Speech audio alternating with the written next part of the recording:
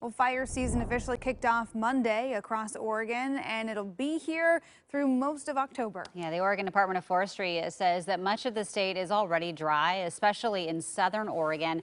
And fighting wildfires this season will look different this year as we also battle the coronavirus. So here to talk more about this and fire prevention is a specialist with the Oregon Department of Forestry, Tom Fields. Good morning, Tom. Good morning, Jenny and Emily. How are you? We're great. Great. Thanks for joining us because Good. this is such a big issue as we head into these the summer months, although it Yeah, hasn't been, hot the right. past Doesn't feel several like it days. yet, Yeah. but we are Been But getting pretty there. nice. yeah, We're kind of liking it right now. Absolutely. yeah, very mild. Yes. So first and foremost, how can people do their part to help prevent wildfires? Well, I think the first thing they got to realize that is that we are in summertime, and it's time to put on that Smokey Bear hat and just be cognizant of the fact that your actions, no matter how small, could actually spark a wildfire. So pay attention to your local regulations where you live. You can do that by logging on to our website at Oregon Department of Forestry. And we have a special site that has a map on it of the state, and you just click where you live and see what those restrictions are. And then that also helps if you're planning on going out, maybe going camping or something to enjoy the great outdoors and see what restrictions might be in place in those areas. Yeah, I think it plays a big role in camping. We talk about having different fire pit restrictions, Yeah. open fire restrictions, depending on conditions in an area. Talk us through kind of how you monitor that and what you're anticipating this year, too, because I think a lot of people want to get outdoors right now. They're stir crazy. Are you concerned that we're going to have more campers and a heightened fire risk this year? We actually are concerned that we're going to have more people out there. I mean, we encourage folks to enjoy the great outdoors, especially under the current conditions, the pandemic and whatnot. But as you go out, just make sure that you're doing things in a safe manner. Again, check those restrictions to see if campfires are allowed. In most cases, right now, campfires are only allowed in approved designated campgrounds. So we really frown upon anyone doing any dispersed camping out there where you don't have the protections of a fire pit in place and a nice clear area to keep that fire in place.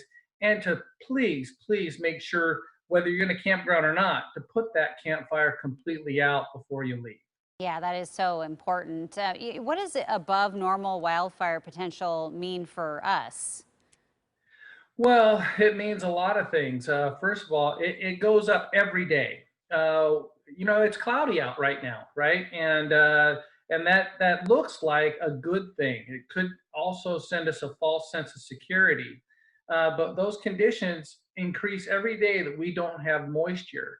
And so when we are monitoring this stuff and those fuel moistures out there, those dry, light fuels like the grasses and the brush dry out more and more every day, it's more susceptible to actually ignite and start a fire from the smallest of things, the smallest of sparks, whether it be a cigarette, uh, a catalytic converter, a faulty catalytic converter on your car. We see a lot of car-related fires where faulty exhaust coming into contact with dry grass will actually lead to a fire. Mowing dry grass can actually lead to a fire, whether it's from the exhaust or striking a rock. So there's all kinds of things this time of year that people need to just, stop, think about their actions and what they need to do to prevent that from happening. Tom, real quickly, we're almost out of time, but I did want to ask you, we look at all the ways COVID-19 has changed our day-to-day lives. What are the risks this year in fire season of having to potentially fight a wildfire and have coronavirus be a concern for people in the area? Well, we're talking about it every day. I'm actually part of a fire team that responds to larger fires across the state. And we are preparing every single day for the inevitable. And some things that we're considering primarily are where we're going to be housed together in fire camps with several hundred people. And how are we going to feed those people and take care of everyone and maintain social distancing, make sure that we're following those guidelines from the CDC and the Oregon Health Authority by wearing masks in those situations. watching our hygiene and those types of things. But really being careful, because the last thing we need when we go fight a fire is for the people that are fighting that fire to come down with the virus, get sick, and then we're short on people. Yeah, So all lots of things to think about. considerations. Oh, yeah. Yes, Absolutely. Such a different time it right is. It now. really is. Yeah, well, thank you, Tom, for joining us. And of course, for more information on how people can prevent wildfires and more on wildfire season, just head to coin.com. Have a good morning. Thank you. You too.